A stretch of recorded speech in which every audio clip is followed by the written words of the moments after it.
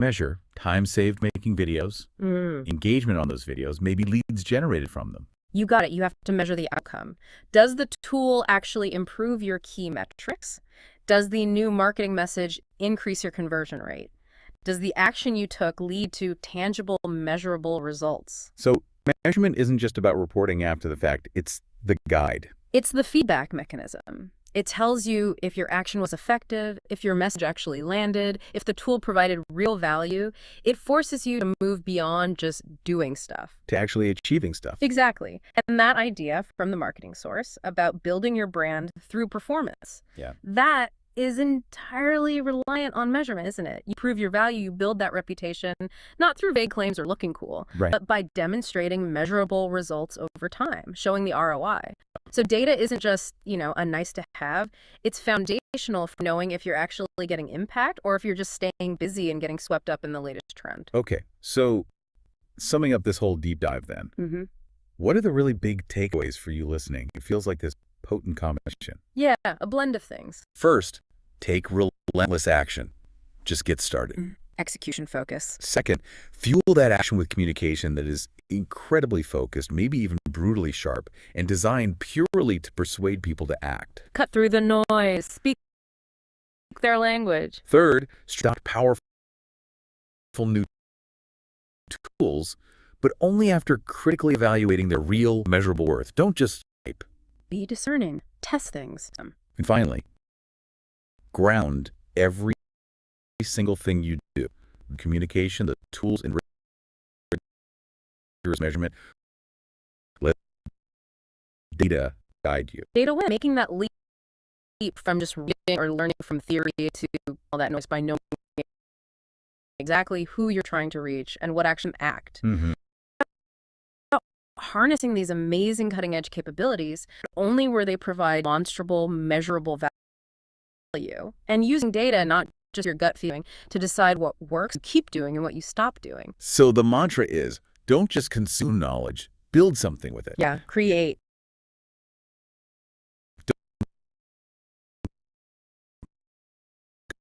Converting. Make people act. Get results. And don't just chase the latest shiny object. Measure the results. Here's maybe something for you to mull over as you go about your day. In this world, this environment of just constant new information, new tools, new strategies, Endless. how will you consciously ensure that your next action or your next big messaging push or your adoption of that next must-have tool, how will you make sure it's primarily driven by the potential for measurable, tangible result? Just the excitement of the new thing, or maybe that. Exactly. How do you keep that focus on measurable results? Something to think about. An overload. Information, shiny new tools popping up what feels like every single day. How do you possibly cut through all that noise and actually, get results? It's tough. A real challenge. Welcome back to the Deep Dive. Today, we've tackled a really interesting pile of sources. They might seem pretty different at first glance. We've got everything from some incredibly blunt, like no BS marketing principles. Yeah, very direct. All the way to the latest news on cutting-edge AI models.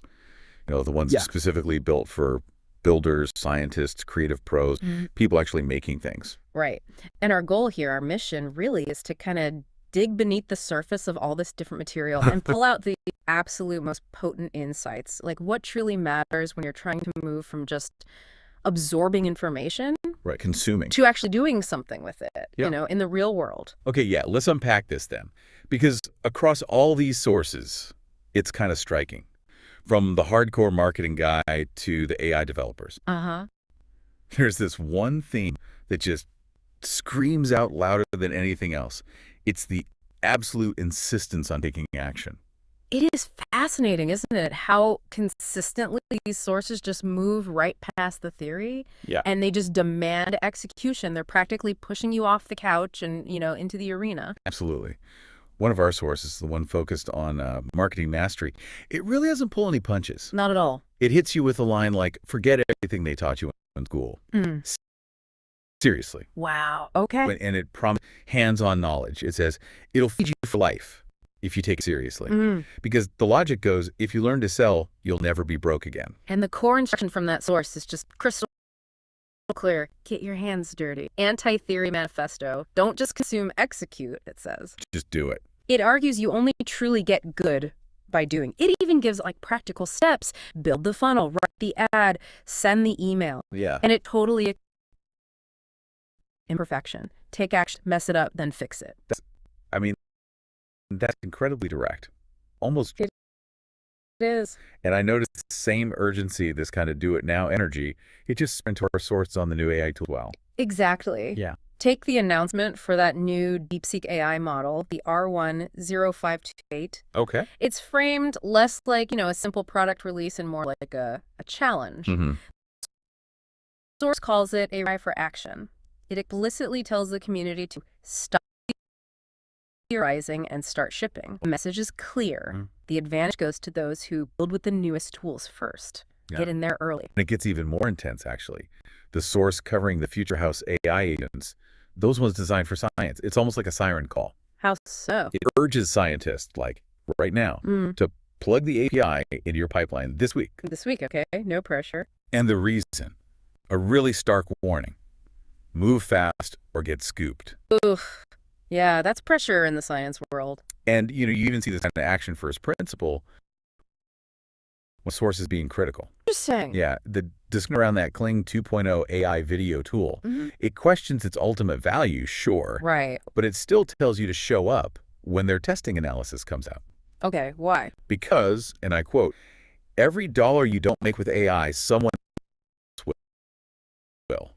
It's basically saying, look, specific tool is the answer or not.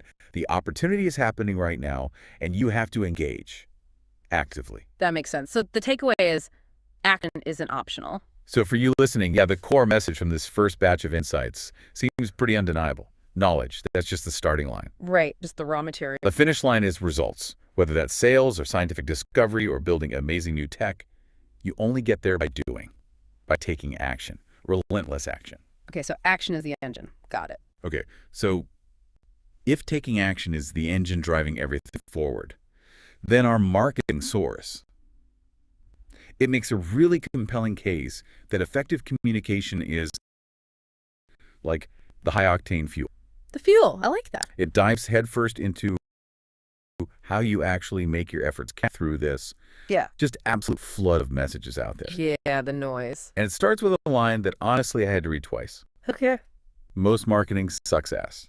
That one. Yeah, that definitely grabs your attention. It does. But the reasoning behind it I thought was fascinating. It argued most marketing fails because of anything. Right. It's just there. It's trying to be clever or maybe win awards, Yeah. But that kind of marketing, the source says, don't sell. Marketing in this view doesn't look cool. It converts. It converts. Simple as that. Close ads just fall flat because they try to impress instead of persuade. So the goal isn't like getting applause, it's getting performance. Exactly. Good marketing makes people act. Period. Right. That's the standard. Full stop. And to actually achieve that, in today's noisy world, it has to punch through the noise. How? By understanding the customer so deeply, so incredibly well, that it feels like mind reading. Wow. The offer you put in front of them needs to be so good, so relevant, so clearly beneficial that, and this is another quote, We're saying no. That's a high bar. it really is. And this is where that idea of razor-sharp messages that cut through the clutter comes in, right? Exactly. The source uses some really intense imagery here. Your message needs to slice through like a katana fast, clean, brutal. Brutal. The guiding principle, clarity wins. No filler, no fluff, just get to the point. It even doubles down saying, if your copy isn't punching people in the face, it's getting ignored. Punching people in the face. Okay, so subtlety is out. Apparently. I mean, you can't get much clearer than that, can you? No, you really can't. And to deliver that kind of punch, you really have to know your audience. This is crucial. Some vague crowd where you're talking to someone. Right.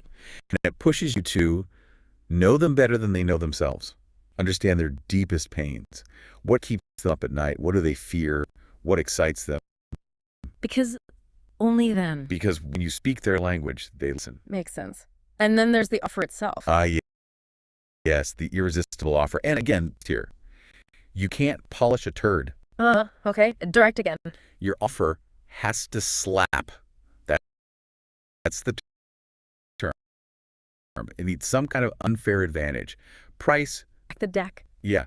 Bonuses. Stack urgency. Make it feel like theft. Make it feel like theft. Wow. And there's a simple gut check it suggests. If you wouldn't buy your own offer, it's trash. Fix it. Ouch. What? But fair, if you don't believe in it. Exactly. I appreciate the lack of ambiguity. Me too. And for putting it into practice, it suggests a classic but apparently very effective model. Two-step lead generation. Okay, how does that work? Step 1, grab attention.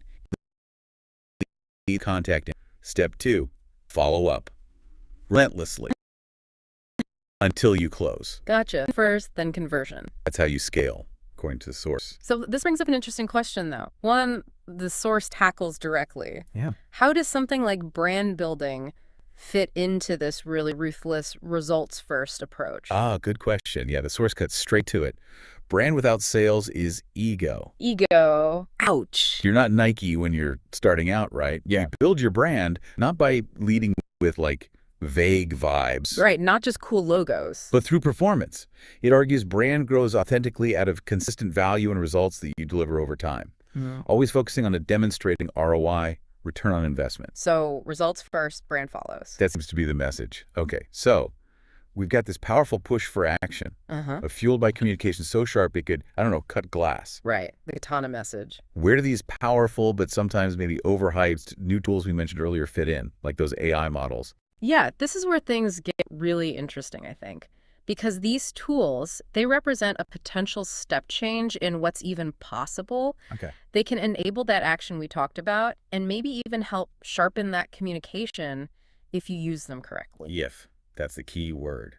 Definitely. So take that DeepSeek R1052 model we mentioned. The source describes it as a powerful image plus text-capable open source AI model. Okay, open source is interesting. What makes it stand out for, say, builders or developers? Well, the source highlights a few key things. First, no restrictions compared to some big lockdown commercial APIs. That's huge. Okay, freedom. Then a huge context window. That means it can handle like massive amounts of text or code all at once. It remembers more. Useful for big projects. Exactly. Also, strong code handling capabilities, great for developers. And crucially, a permissive license. Meaning you can use it, you can change it. That's called forking. You can train it further, fine-tune it, and you can build commercial products on top of it. Okay, so it's really flexible. Very flexible. And if we connect this back to that action theme, these features mean this model isn't just, for playing around or chatting. It's for building. Right. Real application. It's incredibly useful for people creating their own AI application, LLM builders, automating really complex workflows. Automation engineers. And for startups trying to build innovative stuff without being totally dependent on external services that might change.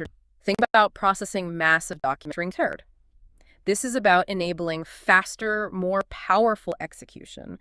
The source even calls it your self-hosted parachute. A parachute. Yeah, like if the commercial APIs you rely on suddenly go down or change their terms, this open source option could be your backup, your parachute. That's actually a pretty compelling case for a specific kind of tool. It is. Then you have those future health AI agents, the ones designed specifically to tackle that massive data overload. And the four-headed science dragon. I like that metaphor. Me too. And each head, remember, has a distinct power tailored for actual scientific workflows. Okay, remind me. So there's the crow for getting laser-cut summaries. Helps you quickly grasp what a paper is about. Saves time. Definitely.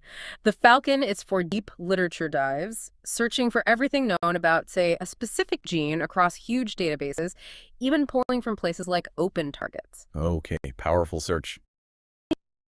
The owl acts as a novelty. Is your brilliant idea actually new, or is buried on, and I love this quote, page 27 of a 1998 journal? Yeah, prevents reinventing the wheel. Exactly. And finally, the phoenix is designed for more creative tasks, like designing chemical compounds or predicting reaction outcomes. It acts like a synthetic chemist. Wow, that's pretty advanced stuff. It is, and their importance is really magnified by the problem they're trying to solve, right? Science is just drowning in data. Yeah, more than any human can process. These agents promise to help researchers sort it, analyze it, and even propose the next experiment. And crucially, they show their work. You can see how they got the answer. Transparency. That's important for In science. But this brings us to a really critical point. Okay. With these powerful tools urging constantly, and all that pressure we talked about to move fast, how do you actually figure out which ones are genuine and which are maybe just...